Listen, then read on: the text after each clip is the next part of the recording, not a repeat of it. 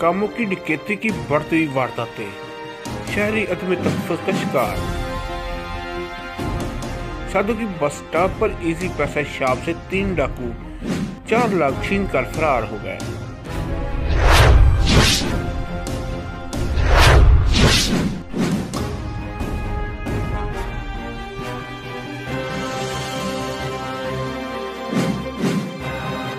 डाकू ने दुकानदार कामरान से 2.5 लाख और ग्राहक से 1.5 लाख रुपए छीने।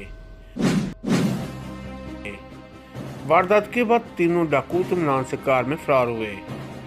6 माह कबल भी दिन दिहाड़े डाकू 7 लाख रुपए मोबाइल फोन और लैपटॉप छीनकर फरार हुए थे।